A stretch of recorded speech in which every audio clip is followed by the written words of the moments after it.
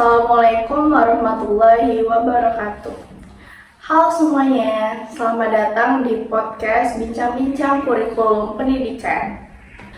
Pada episode kali ini, kita akan membahas perkembangan kurikulum pendidikan di Indonesia, di mana dimulai dari konsep dasar pengembangan kurikulum, karakteristik berbagai kurikulum, hingga pengembangan bahan ajar dan pembelajaran. Nah, untuk perbincangan kali ini kita telah menghadirkan salah satu narasumber hebat kita yang akan membahas tentang kurikulum Indonesia ini. Mungkin boleh perkenalkan diri dulu.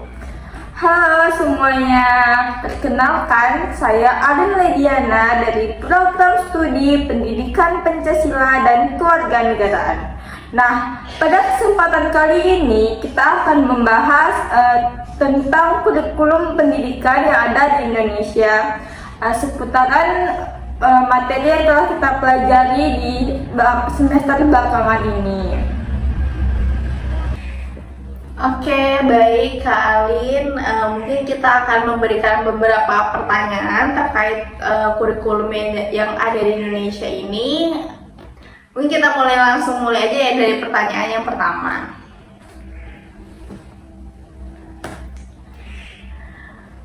Apa yang dimaksud dengan kurikulum dan bagaimana konsep dasar dari KBK, KTSP, kurikulum 2013, dan kurikulum Merdeka? Mungkin boleh dijawab oleh Kak Ali. Wah, bagus sekali ya pertanyaannya dari presenter kita. Nah, jadi teman-teman, kurikulum itu adalah pedoman dalam penyelenggaraan pendidikan yang berisi tujuan, materi, dan proses pembelajaran. Nah, di sini ada kurikulum yang namanya KBK, di mana yaitu menempatkan pada pencapaian kompetensi siswa. Misalnya siswa itu tidak hanya memahami materi saja, tetapi juga mampu menerapkannya. Nah, juga ada KTSP.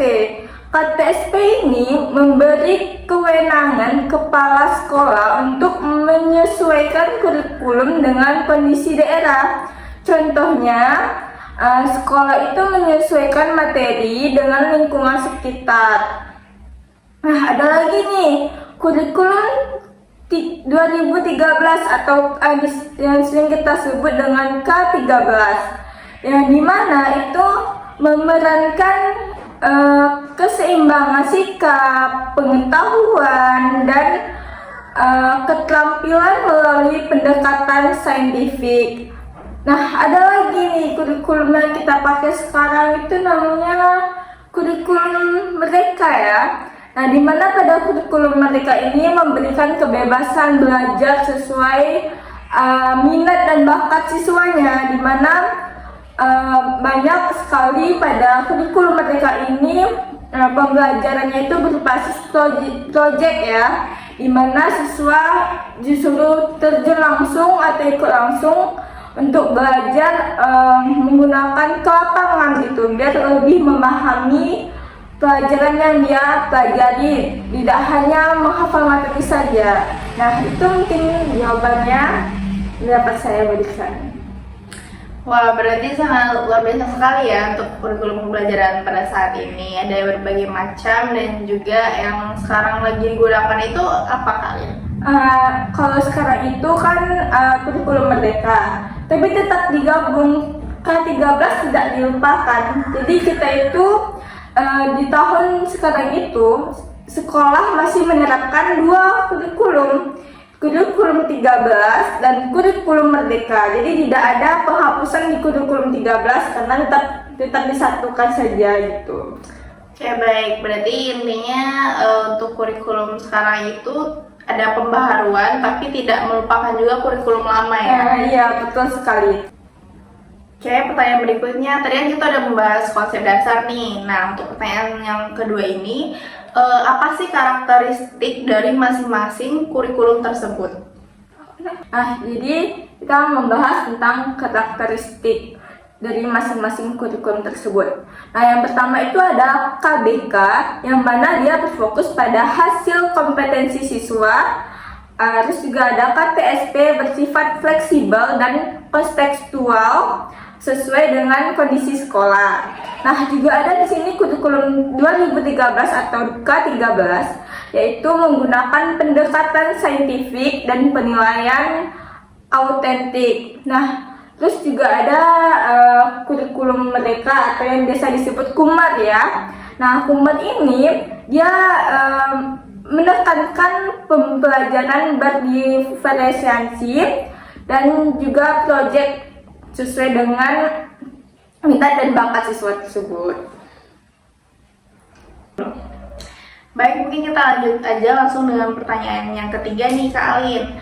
Pertanyaannya itu apa saja komponen yang terdapat dalam KBK, KTSP, kurikulum 2013, dan kurikulum Merdeka? Nah, iya.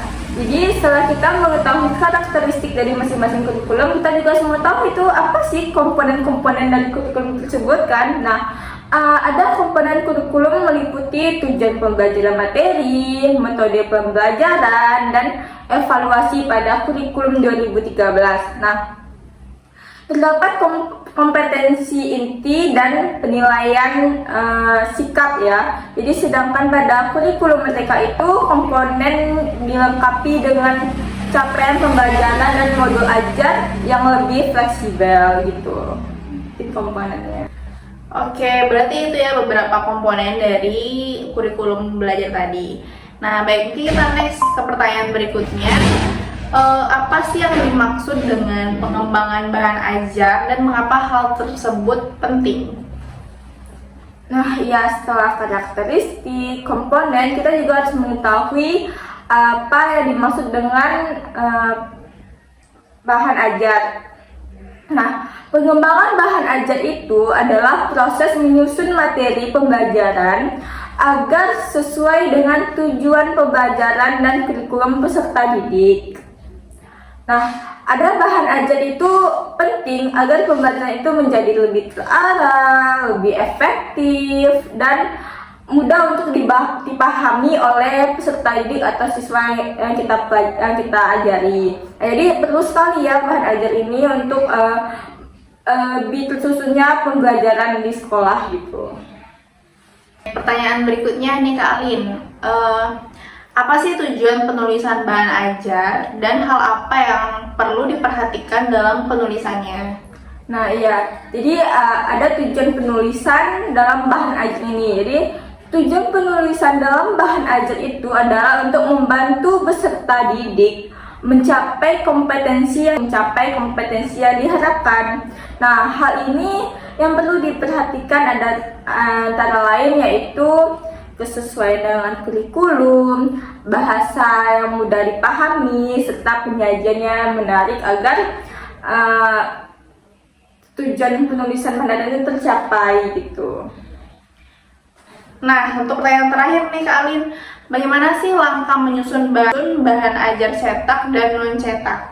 Nah, iya, setelah kita mengetahui apa perbedaan dari sumber belajar, bahan ajar, kita juga harus mengetahui langkah menyusun bahan ajar yang cetak maupun non cetak. Jadi langkah menyusun bahan ajar itu meliputi analisis kebutuhan, penentuan tujuan pembelajaran, penyusunan materi, dan juga ada pemilihan metode penyajian, serta juga ada namanya evaluasi. Nah, jadi untuk bahan ajar yang itu untuk bahan ajar cetak ya, tapi kalau untuk bahan ajar non cetak itu berbeda lagi. Kalau bahan ajar non cetak itu bisa berbentuk seperti video, yang mana itu lebih kita harus memperhatikan kejelasan materi dalam video tersebut. Itu yang pertama harus kita perhatikan. Terus juga kita harus memperhatikan tampilan visualnya agar siswa atau peserta didik itu mudah memahami video yang kita berikan atau video yang kita tontonkan kepada mereka gitu. Benar sekali ya Kak. Berarti kalau untuk bahan ajar yang cetak atau non cetak itu terlihat sekali ya perbedaannya. Iya, benar sekali. Kalau cetak kan seperti buku itu adalah bahan ajar cetak, di mana kita menyuruh siswa atau tadi itu untuk membaca dari buku. Tapi kalau non cetak itu kan tidak dari buku lagi, berarti udah lebih ke digital mungkin ya, lebih ke masa kini. Benar. Berarti kalau untuk sekarang itu biasanya mahasiswa itu lebih ke cetak. Berarti siswa itu sekarang lebih ke dominan bahan ajar cetak atau non cetak nih? Karena kita udah di era digital ya. Kalau untuk mahasiswa sekarang mungkin udah banyak yang menggunakan digital mungkin ya, jadi mungkin non cetak, karena sekarang udah banyak sekali namanya buku-buku digital, udah banyak sekali pembelajaran yang menggunakan suruh buat podcast, mahasiswanya disuruh buat video, kan itu juga merupakan bahan ajar yang menggunakan non cetak, tidak lagi membaca buku kan. Apalagi kita kan sudah hidup di zaman yang serba canggih, modern, dan sudah di era globalisasi yang apa-apa sangat mudah sekali menjangkau berbagai macam informasi dari internet, Google, banyak sekali ya, tidak hanya dari fokus dari satu saja sekarang itu. Oke, baik. Mungkin dari beberapa pertanyaan tadi udah banyak sekali ya yang kita dapatkan dari podcast hari ini. Dan dari yang kita perbincangkan tadi dapat kita simpulkan bahwa kurikulum pendidikan di Indonesia itu terus berkembang ya Kak Alin ya. Iya. Dari perbincangan hari ini dan juga pertanyaan-pertanyaan yang udah dijawab nih sama Kak Alin. Dan kita udah banyak sekali ya dapat ilmu tentang pembelajaran kurikulum di Indonesia. Nah, dari perbincangan kita hari ini mungkin dapat kita simpulkan bahwa kurikulum pendidikan di Indonesia itu terus berkembang nih teman-teman, sesuai dengan kebutuhan peserta didik dan tujuan pembelajaran nasional. Jadi memang kurikulum pendidikan di Indonesia itu berkembang dengan seiring perkembangan zaman. Seperti dari yang kata Kak Ali tadi, yang dimana dari dari pembelajaran bahan ajar cetak sampai sekarang itu yang non cetak. Memang yang lebih dominan mengikuti perkembangan zaman. Perkembangan zaman, apalagi kita yang sudah sangat-sangat canggih ini kan, nggak mungkin harus berfokus seperti pembelajaran di zaman dahulu terus. Pasti kita ingin juga maju karena semakin berkembangnya zaman ya kan. Kebutuhan itu sudah berbeda juga. Kalau dulu sekolah mungkin tamat ini dia membutuhkan guru pabrik, jadi dia membutuhkan langsung tamat langsung tadi guru pabrik. Kalau sekarang nggak lagi, karena semakin canggih, semakin banyaknya digital, orang tidak membutuhkan tenaga sebenarnya, lebih membutuhkan otak nggak sih? Mana kemampuan dilihat dari mungkin dari kompetensi kita digital kita mungkin kan. Jadi sangat butuh sekali kecerdasan digital di era sekarang ini, tidak hanya kecerdasan materi saja ya. Makanya adanya kurikulum merdeka tadi mengembangkan kompetensi siswa, mengembangkan minat dan bakat siswa. Jadi tidak hanya berfokus pada materi-materi penghafal. Kan ada tuh sekolah-sekolah yang menerapkan kayak siswanya disuruh nyatat itu sampai satu buku kan, itu hafal kan. Itu rasanya siswa nggak masuk kayaknya kayak gitu tuh, pasti membosankan sekali kan. Benar, karena juga anak-anak sekarang itu ya dia tuh punya potensi dan bakat yang berbeda-beda ya. Jadi nggak semuanya itu terpaku sama materi dan teori. Jadi mereka itu disuruh terjun langsung sesuai dengan minat dan bakatnya. Ya, kan dengan proyek kan siswa langsung mengerjakan ke lapangan, jadi dia langsung memahami. Misalkan kita suruh nih melihat demokrasi itu seperti apa, wah dia langsung lihat ke lapangan, oh jadi ini yang dinamakan demokrasi, oh jadi ini yang dinamakan pemilu seperti ini gitu kan. Jadi tidak dilihat dari buku saja dibaca, karena dia langsung melihat langsung dari kehidupan nyata, dan dia bisa memahami dengan sangat-sangat cepat kalau seperti itu kan. Jadi sangat-sangatlah yang bagus mungkin ya untuk kurikulum sekarang ini. Benar sekali ya Kak Alin. Nah, mungkin udah banyak banget ya yang kita bahas hari ini. Terima kasih kepada Kak Alin yang udah memberikan banyak sekali ilmu Ya, sama-sama. dan berbagi pengalaman atau ilmu pada hari ini. Nah, terima kasih kepada narasumber kita. Semoga podcast hari ini bermanfaat. Saya sebagai presenter, mohon maaf jika ada salah kata. Saya akhiri. Wassalamualaikum warahmatullahi wabarakatuh. Bye-bye.